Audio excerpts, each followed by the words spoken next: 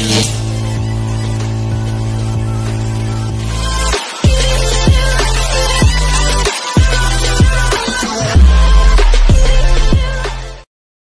morning mga tropa, welcome back to my channel for today's video.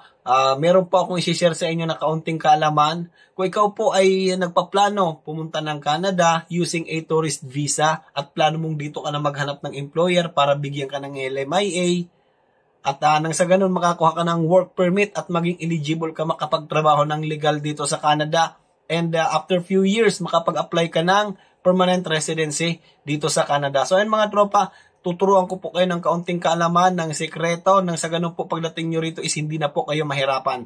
So bago tayo magpatuloy mga tropa, gusto ko lang po munang magpasalamat sa mga bagong subscribers at sa mga laging nanonood ng video ko. Thank you po sa inyong lahat mga tropa. At kung bago ka lang sa channel ko, please support my channel. Tulungan nyo po akong abutin natin yung 1,000 subscribers. And thank you in advance sa inyong lahat mga tropa.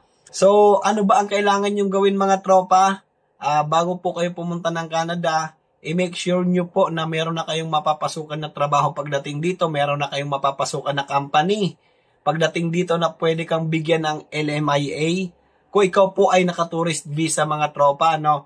So ang pangalawa, kung meron ka pong kapamilya, kakilala, kaibigan na pwede kang ipasok sa company na nagbibigay ng LMIA, nang sa ganun is maging eligible ka para makakuha ka ng work permit at makapagtrabaho ka ng legal dito sa Canada. So, bakit napakahalaga ng LMIA sa tourist visa holder? Like I said, para maging eligible ka makakuha ng work permit at makapagtrabaho ka. So, ayan po ang kahalagahan ng LMIA sa tourist visa holder.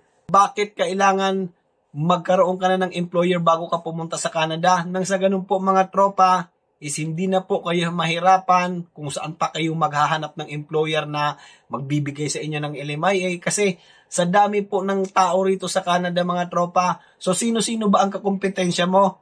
Yung mga international student, yung mga kapwa tourist visa holder mo na katulad mo rin, yung mga open work permit holder na hindi pa permanent resident dito sa Canada. So ayan po yung mga kakompetensya mo dyan. At sa dami niyan mga tropa, for sure talagang mahirap po makahanap ng employer na magbibigay po ng LMIA ka. So imagine that mga tropa, kung nandiyan ka pa sa Pilipinas and pupunta ka pa lang dito. So isipin mo yung hirap ng kompetensya mga tropa, no? So yung sa dami ng tao na kakompetensya mo. So hindi po madali yung dito ka na maghahanap ng employer para mabigyan ka ng LMIA. So ayun mga tropa, kung ang tanong nyo naman is pwede ka pa bang makapagtrabaho kahit wala kang LMIA na naka-tourist visa ka? Yes, pwede ka pa pong magtrabaho, pero yung mapapasukan mo dyan for sure is yung cash job. So ano ba yung advantage ng cash job?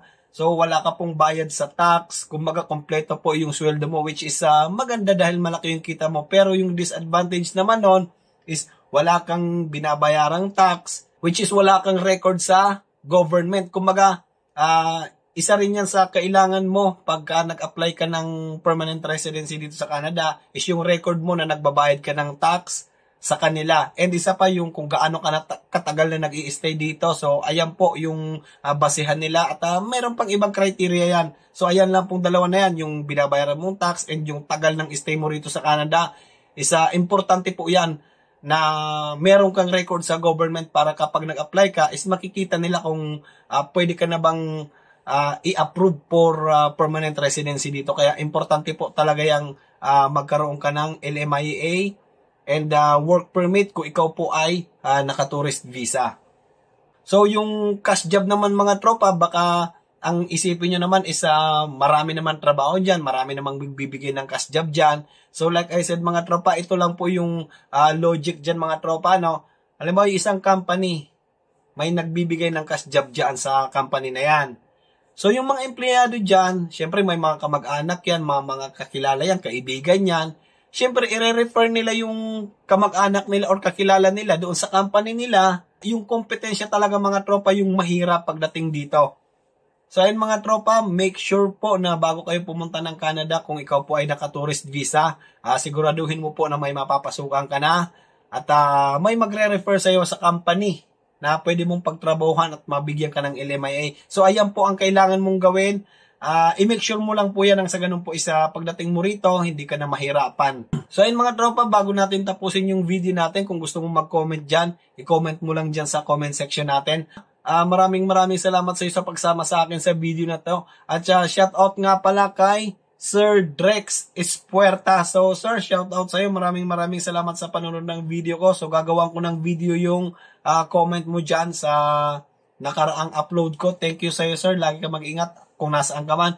And sa inyong lahat mga tropa, thank you po sa pagsama sa vlog ko at sa mga nakaraang video ko. Thank you po sa inyong lahat.